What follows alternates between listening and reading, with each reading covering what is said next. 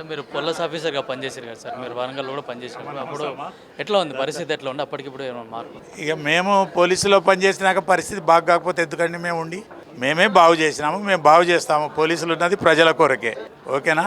ప్రజలు బాగుపడాలంటే ఏ పనైనా చేస్తాము. కాకపోతే మమ్మల్ని పాలించే వాళ్ళు డిఫరెంట్ కైండ్స్ వస్తున్నారు. చరిత్ర చూసుకుంటే 3 సార్లే చర్చలకు మనం పిలవడం జరిగింది. ఒకవేళ ఆ చర్చలు ఆ ప్రభుత్వాలు మళ్ళీ రాకపోతే మనం ఎప్పుడో ఇటువంటి అరాచకవాదుల్ని పూర్తి చేయొచ్చు. ఇప్పుడు ఆపరేషన్ కగారు కూడా ఆపేయాలని కొందరు అంటున్నారు కదా. Fully support. శాంతి కావాలనుకుంటే యుద్ధానికి సిద్ధంగా ఉండాలి. అంటే ఇప్పుడు కొందరు అర్బన్ నక్సలైట్లు కూడా తయారవుతున్నారు కదా సార్. తయారైతే తొక్కేస్తాం. ఓయూ స్టూడెంట్ అనిత గారు ఉన్నారు. విద్యార్థులు అడవుల బాట పట్టడానికి మెయిన్ కారణం ఏంటి? వాళ్ళ ఫ్రెండ్ కూడా ఒక ఆమె అడవుల బాట పట్టింది, నక్సలైట్లలో కలిసిందని కూడా చెప్తున్నారు. ఆ విషయాలు తెలుసుకున్నాం. ఇప్పుడు మీరు మీ ఫ్రెండ్ కూడా ఒకరు ఇట్లా ఆకర్షితులై మ్యానిపులేట్ అయ్యి అడవులలోకి వెళ్ళింది, నక్సలైట్లలో కలిసింది. ఓకే, అది సందర్భం ఏంటి అది? నా ఫ్రెండ్ ఒక అతను ఉంటాడు. అతను డిగ్రీ అయిపోగానే ఇట్లా నక్సల్స్, అర్బన్ నక్సల్స్ అని వింటున్నాం కదా. ఈ అర్బన్ నక్సల్స్ అతన్ని అడవులకు పంపించాలని ఎంతో మ్యానిపులేట్ చేశారంట. అంటే సమానత్వం, వాళ్ళకు ఒక సిద్ధాంతం ఉంటుంది కదా, సమానత్వం, దోపిడి లేని రాజ్యం, అది ఇది అని. అట్లా పోదామని అంత వెళ్ళిండంట. ఒక 90% పోదామని అనుకున్నాడంట. కానీ ఇంకా మన వాళ్ళు ఉన్నారు కదా ఇప్పుడు రైటిస్టులు, వాళ్ళు చెప్పడం వల్ల ఆయన ఆ దారి మళ్ళించుకొని ఇప్పుడు చదువుకుంటుండంట. నాతో డిస్కషన్ చేసిండు, అసలు ఎంత ప్రమాదం నుండి నేను తప్పించుకున్నాను అంటాడు. అంటే ఆయనకి ఏమని మ్యానిపులేట్ చేశారంట మనోళ్ళు? వాళ్ళు నక్సలైట్లో కలవడానికి, అర్బన్ నక్సలైట్లు మీరు చెప్పినారు కదా, వాళ్ళు ఎట్లా మ్యానిపులేట్ చేశారు ఆయన?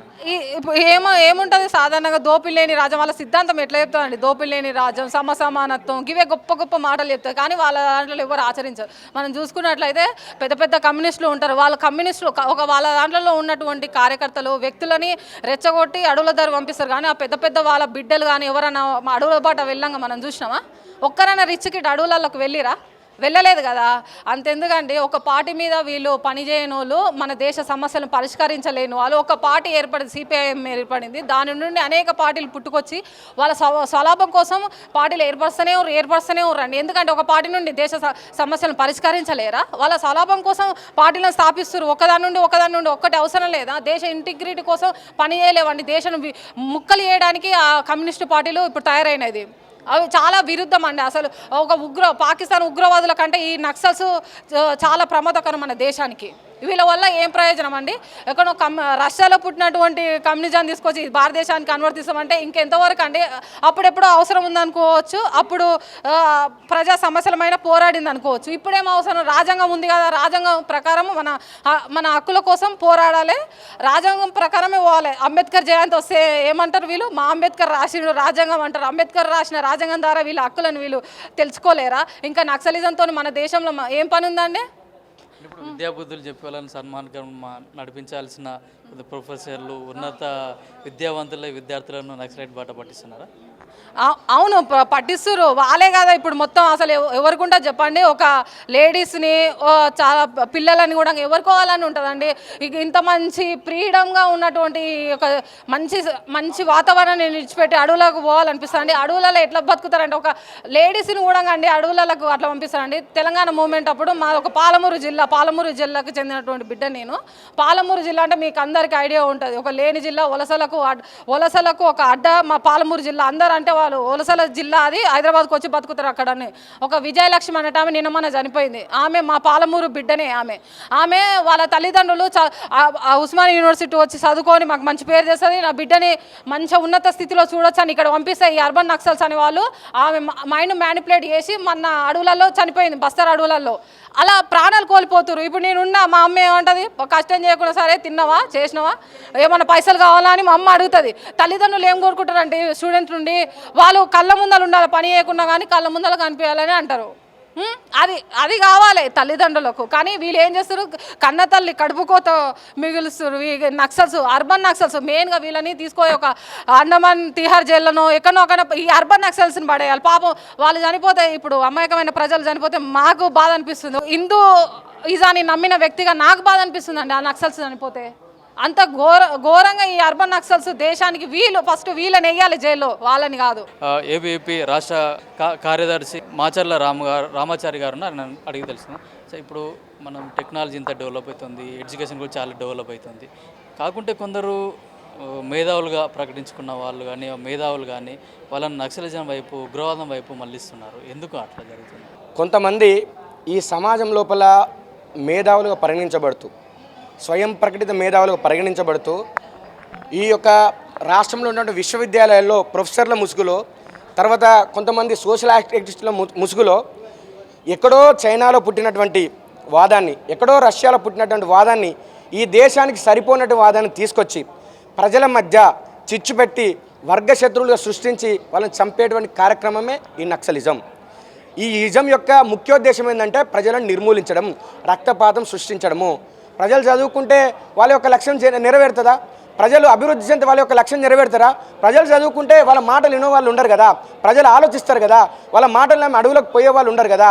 అడవులను కేంద్రంగా చేసుకొని అమాయకపు గిరిజనులను, అమాయకపు బీసీ, ఎస్సీ, ఎస్టీ, మైనార్టీ పిల్లలను లక్ష్యంగా చేసుకొని వాళ్ళ యొక్క నూనె మీసాల వయసును, వాళ్ళ యొక్క యువ వయస్సును కేంద్రంగా చేసుకొని వాళ్ళ యొక్క మైండ్ లోపల ఈ యొక్క వర్గ శత్రు అనేటువంటి విధానాన్ని నాటి ప్రజలకు మధ్య చిచ్చు పెట్టి చంపేటువంటి కార్యక్రమానికి వీళ్ళు శ్రీకారం చుట్టిర్రు. ఎవరైతే ఈ దేశం లోపల చాలామంది ఇప్పుడు మనం చూస్తున్నాం, అంతకుముందుకు 2014 కంటే బిఫోర్ మన దేశంలో స్టార్టప్స్ను లెక్క పెట్టుకుంటే వేలమే లెక్క పెట్టుకునే వాళ్ళం. ఈరోజు దేశంలో 1,00,000కు పైగా స్టార్టప్స్లు వచ్చినాయి. ఆ స్టార్టప్స్ యూనికార్న్గా 100లకు పైన కంపెనీలు యూనికార్న్గా మారినాయి. ఈ దేశం లోపల సంపద సృష్టిస్తున్నారు, ఈ దేశం లోపల ఉద్యోగాలు సృష్టిస్తున్నారు. ప్రపంచ మార్కెట్లో మన దేశానికి ఒక నెంబర్ 1 స్థానాన్ని తీసుకురాబోతున్నారు. 2047లో మనం ఆర్థికంగా మనం నెంబర్ 1 కావాలని చెప్పేసి ఒక లక్ష్యంగా పెట్టుకొని పనిచేస్తున్నాం. ఈరోజు ప్రపంచంలో 4వ స్థానంలో ఉన్నాము.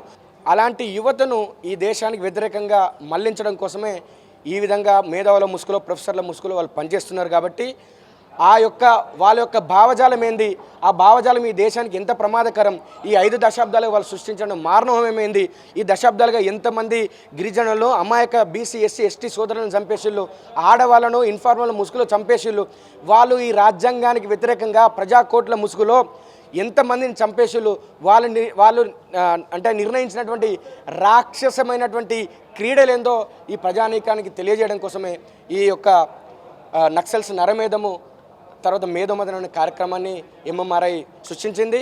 ఈ యొక్క ఎంఎంఆర్ఐ ద్వారా ఈ దేశం లోపల జాతీయవాదం కోసం, ఈ దేశం లోపల ప్రజాస్వామ్యాన్ని పునరుద్ధరించడం కోసము, ఈ దేశం లోపల డాక్టర్ బాబాసాహెబ్ అంబేద్కర్ గారు రాసినటువంటి రాజ్యాంగం పరిడవిల్లాలని చెప్పేసి ఎంతమంది ప్రాణత్యాగాలు చేసేలో వాళ్ళ యొక్క ప్రాణత్యాగాలను నేటి యువతకు తెలియజేయడం కోసమే ఈ నక్సల్స్ మేధోమదనం అనే కార్యక్రమాన్ని తీసుకోవడం జరిగింది. ఈ రోజుల్లో కూడా ఇంత టెక్నాలజీ డెవలప్ అవుతుంది, భారతదేశంతో పాటు ప్రపంచం కూడా టెక్నాలజీ డెవలప్ అవుతుంది. ఇప్పటికి కూడా నక్సలిజాన్ని కొందరు ప్రోత్సహిస్తున్నారు. దాని మీద మీ ఒపీనియన్ ఏంటి? ఈ నక్సలిజాన్ని ప్రోత్సహించే వాళ్ళు కూడా సమాజంలో ఉంటారు. వీళ్ళంతా సమాజంలో ప్రొఫెసర్ల రూపంలో, అర్బన్ నక్సలైట్ల రూపంలో ఉండి విద్యార్థులకు చదువులు చెప్పన్నా వీళ్ళు అడవుల బాట బట్టి అన్న. ఒక్కసారి ఈ ప్రొఫెసర్లు ప్రజల చేత ఈరోజు ఏంటిదంటే పన్నులు కడుతున్నాం మేము, ఆ పన్నులతోటి వీళ్ళకు ఉద్యోగాలు సాధించారు, జీతాలు వీళ్ళు తీసుకుంటారు. ఈరోజు జీతాలు తీసుకొని ప్రభుత్వానికి వ్యతిరేకంగా కొట్లాడే, ప్రజాస్వామ్యానికి వ్యతిరేకంగా కొట్లాడే, రాజ్యాంగానికి వ్యతిరేకంగా కొట్లాడే, అంబేద్కర్ రాజ్యాంగానికి వ్యతిరేకంగా కొట్లాడే ఈరోజు నక్సలైట్లకు వీరు సపోర్ట్ ఇచ్చడం ఎంతవరకు కరెక్ట్? మేము ఒకటే అడుగుతున్నాం. ఈ యొక్క ప్రొఫెసర్లు పాఠాలు చెప్పడం పక్కే పెట్టి పేద, బడుగు, బలహీన వర్గాల విద్యార్థులు ఎవరైతే నిరుపేద విద్యార్థులు ఉన్నారో వాళ్ళంతా కూడా ఉన్నత చదువులకు ఈ యొక్క యూనివర్సిటీలకు పోవచ్చు, వేరే వేరే ప్రాంతాలకు పోతున్నారు. వాళ్ళందరినీ కూడా ఈరోజు అడుగుల బాట పట్టించడం వీళ్ళకి అన్న హక్క? మేము ఒకటే అడుగుతున్నాం. ప్రజాస్వామ్యంలో ప్రజల చేత ఎన్నుకోబడ్డ నాయకత్వాలు ఉంటాయి, ప్రజాస్వామ్య ప్రభుత్వాలు ఉంటాయి. ప్రభుత్వాలు ఈరోజు ప్రశ్నిస్తాం, ఒక సమస్య ఉన్నదంటే ప్రశ్నిస్తాం. ఆ సమస్యను పరిష్కారం కొట్లాడేదాకా సమాజంలో ప్రశ్నించాలి. కానీ అడవుల బాట అయిపోయింది. ఈరోజు మనం అందరం చెప్తాం చైనాలో ఇప్పటికి కూడా ఈరోజు కమ్యూనిస్టుల భావజాలాలు ఉన్న చైనా కూడా ఎకనామికల్ పరంగా క్యాపిటలిజానికి పోయింది. అంటే ఆర్థిక వ్యవస్థ మారిపోయింది. ఈరోజు ఇప్పటికి కూడా నీ అడవులలో ఉంటే అడవులనే కొట్లాడుతా అంటే అది ఎప్పుడో మన పెత్తందారులు కావచ్చు, రైతాంగ పోరాటాలు కావచ్చు, రైతాంగ సాయుధ పోరాటాలు కావచ్చు, ఆనాడు కొద్దిగా దొరల పెత్తందారులు అన్నప్పుడు నక్సలైట్ సిద్ధాంతం నడిచింది. ఈరోజు అంతా ఏఐ టెక్నాలజీ వచ్చింది. మనందరం కూడా చదువుకునే విద్యార్థులం, మనందరం కూడా ఏదో ఒకటి ఉద్యోగ అవకాశాలు రావాలి, మనందరం కూడా మంచిగా చదువుకోవాలనే నేపథ్యంతో ఇక్కడికి వచ్చినాం. ఈనాడు యొక్క నక్సలైట్ సిద్ధాంతం ఎందుకని మేము అడుగుతున్నాం. యాజ్ ఏ విద్యార్థిగా నేను యూనివర్సిటీలో పిహెచ్డీ చేస్తున్నా. ఈరోజు మా కుటుంబాలు ఇక్కడికి మేము చదువుకోవడానికి పంపించినాయి. మమ్మల్ని నక్సలైట్లో జాయిన్ కమ్మని పంపలే, అడవుల బాట పంపించమని పంపలే.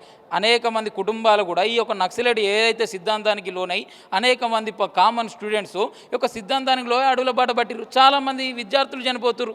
వాళ్ళందరూ కూడా పాపం వాళ్ళ కన్న తల్లిదండ్రులు కడుపుకోదు మీరుస్తారు. మేము ఒకటే అడుగుతున్నాం, ఈ సిద్ధాంతాన్ని కొందరు అవకాశవాదం చేసుకొని వాళ్ళ అవకాశాల గురించి వాళ్ళేమో అడవులకు పోరు, వాళ్ళేమో సమాజంలో ఉండి కొట్లాడతారు, పేద విద్యార్థులను అడవులకు పంపిస్తారు. ఈరోజు అడవులకు పోయే అంత అవకాశం ఎందుకు? ఈరోజు ఇక్కడ ఏముంది? ప్రజాప్రభుత్వాలు ఉన్నాయి కదా, ప్రజల చేత ఎన్నుకోబడ్డ నాయకులు ఉన్నారుగా, ప్రజలు ఓట్లెత్తే గెలిచిన నాయకులు ఉన్నారుగా. ఎప్పుడన్నా నక్సలైట్లు ఓటేసిరా? ఎప్పుడన్నా నక్సలైట్లు ప్రజాస్వామ్యం గురించి ఆలోచించరా? ఎప్పుడన్నా నక్సలైట్లు అంబేద్కర్ రాజ్యాంగం గురించి ఆలోచించరా? నిజంగా అంబేద్కర్ రాజ్యాంగం ఏం చెప్పుద్ది? సమాజంలో వండుకుంటూ సమాజంలో ఉన్న రాజ్యాంగ ఫలాలు అందరం కూడా అనుభవించాలి, అందరం కూడా సమాజంలో ప్రజాస్వామ్యబద్ధంగా ముందుకు పోవాలి. ప్రజల చేత ఎన్నుకోబడ్డ నాయకత్వాలు ఉన్నాయి, వాళ్ళు మనకు ఉద్యోగ అవకాశాలు కావచ్చు, ఈరోజు అనేక రంగాల సేవలు చేయడానికి ముందున్నారు. మీరు కూడా ఇలాంటి ఉపాధి అవకాశాలు కలిగించుకోవాలి, అందరం కూడా ప్రభుత్వాల చేత ఈరోజు మనందరం కూడా పరిపాలించుకోవాలని చెప్తుంది. మరి ఒక నక్సలైట్ సిద్ధాంతం ఏం చెప్తుంది? ఇక్కడ ఉన్న రేవంత్ రెడ్డికి నేను ఒకటే అడుగుతున్నా, ఈయన ప్రజల చేత ఎన్నుకోబడ్డ నాయకుడు రేవంత్ రెడ్డి, ప్రజల ఓట్లయితే గెలిచిన నాయకుడు రేవంత్ రెడ్డి, నక్సలైట్లు ఓట్లయితే గెలిచిన నాయకుడు రేవంత్ రెడ్డి. ఏనాడు కూడా ఏ నక్సలైట్ కూడా ఓటేసిన చరిత్ర లేదు, ఏ నక్సలైట్ కూడా రాజ్యాంగం గురించి ఆలోచించిన చరిత్ర లేదు. నిజంగా అంబేద్కర్ రచించిన రాజ్యాంగం గురించి ఆలోచిస్తే ఈ యొక్క రాజ్యాంగం ఏం చెప్పుద్దో వీళ్ళందరికీ తెలిసి ఉండాలి. రాజ్యాంగం హింసాత్మక చర్యలు మానేయమంటది, రాజ్యాంగం అడవుల బాట పట్టద్దు అంటది. రాజ్యాంగం ఈరోజు తెలంగాణ రాష్ట్రంలో కావచ్చు, భారతదేశంలో కావచ్చు, సబ్బండ వర్గాలు కూడా బాగుండాలి, అందరూ కూడా బలోపేతం కావాలి, ఉద్యోగ అవకాశాలు రావాలి, పరిపాలన చేయాలి, అందరూ కూడా మంచి స్థాయిలో ఉండాలని కొట్లాడుతుంది. మరి ఈనాడు వీళ్ళు అడవుల బాట పట్టుడే కాకుండా ఈ యొక్క సిద్ధాంతాన్ని నమ్ముకున్న ఈరోజు ప్రొఫెసర్లు ఇక్కడ మాకు పాఠాలు చెప్తారు. ఈ ప్రొఫెసర్లు పాఠాలు చెప్పడానికి వీరెవరు అంటే నక్సలైట్ భావజాలం కలిగిన ప్రొఫెసర్లు ఇక్కడ మమ్మల్ని అడవుల్లో పంపించడానికి పాఠాలు చెప్తుర్రా? ఇక్కడ నేర్పే పాఠాలన్నీ కూడా అవే. మొన్న 23 మంది మన అర్బన్ నక్సలైట్లు కావచ్చు లొంగిపోయారు, ఓ పోలీస్ స్టేషన్లో లొంగిపోయారు. ఇదే కాంగ్రెస్ నాయకులు ఒకరిని హింసాత్మక చర్యలు చేసి ఆయన చంపేసారు, ఇదే నక్సలైట్లు. మరియు రేవంత్ రెడ్డి ఏం సమాధానం చెప్తాడు?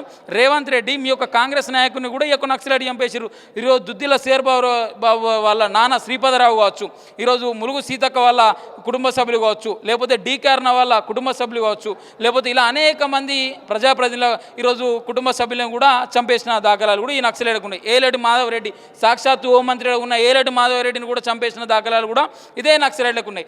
అంటే ఈ నక్సలైట్ల చేత మనం చనిపోవడానికి ఒక ప్రజాప్రభుత్వాలు వాళ్ళకి సపోర్ట్ ఇయ్యన్నా? ప్రభుత్వాలు ఉన్నాయి ప్రజల కొరక, నక్సలైట్ల కొరక. అంటే వాళ్ళని పిలిచి జంపన్న లాంటి విశ్వేశ్వరరెడ్డి కావచ్చు, లేకపోతే విశ్వేశ్వరరావు కావచ్చు, కాశీం కావచ్చు, ఇలాంటి వాళ్ళని పిలిచి ఈరోజు రహస్య ఒప్పందాలు పెట్టి నక్సలైట్లు మొత్తానికే చంపద్దు, ఆపరేషన్ కగార్ని మీరు ఆపాలని అంటుంది. మీ ఆపరేషన్ కగారు గురించి ఎక్కడ మాట్లాడుతున్నాం? ఒకటే అడుగుతున్నాం, నక్సలైట్లు తుపాకీ తూటాలు వీడాలి, జనజీవన స్రవంతిలో కలవాలి.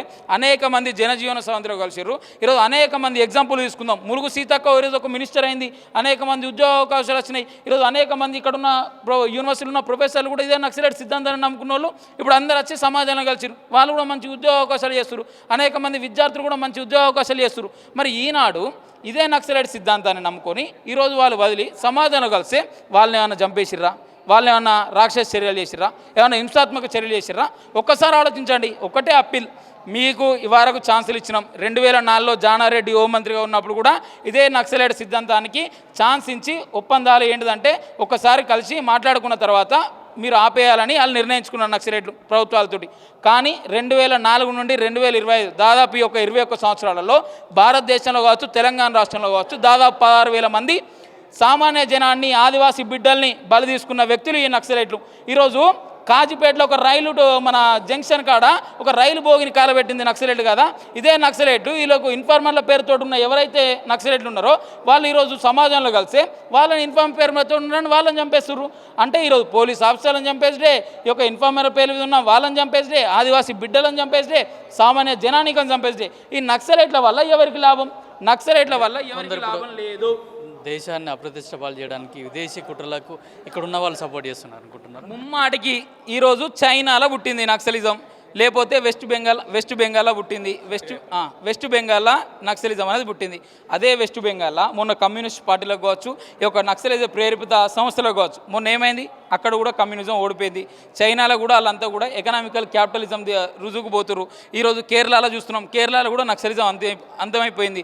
భారతదేశంలో కూడా ఎక్కలేదు. కానీ ఇప్పుడు లేదేంటంటే ఈ రహస్య ఒప్పందాలు ఎందుకు చేస్తున్నారంటే మా ఉనికి ఇంకుంది, మేము కాపాడుకోవాలి, వీళ్ళందరూ కూడా చంపేస్తే బాగుండదు, మేము ఇంకా చంపేయాలి, ప్రభుత్వాన్ని కుప్పకూల్చాలి అనే నేపంతో చేస్తున్నారు. ఇప్పటికైనా ఒకటే, మీరు తుపాకీ తూటాలు విడండి, జనజీవన స్రవంతిలో గొరవండి, ప్రజాస్వామ్యాలు ఉన్నాం, అంబేద్కర్ రాజ్యాంగాన్ని గౌరవిద్దాం, ప్రజల చేత ఎన్నుకోబడ్డ నాయకులు ఉన్నాయి, ప్రభుత్వాలు సమాజంలో ఉండి మనకు కావాల్సిన హక్కుల గురించి సమాజంలో కొట్లాడదాం. కానీ అడవుల బాట పట్టి ఈరోజు మీ కుటుంబాలను ఈరోజు రోడ్డు మీద పడేసుకోకండి, అనేక కుటుంబాలను రోడ్డు మీద వాడేయకండి అని మీ యొక్క నక్సలైట్లకు విన్నవించుకుంటున్నాం, హెచ్చరిస్తున్నాం.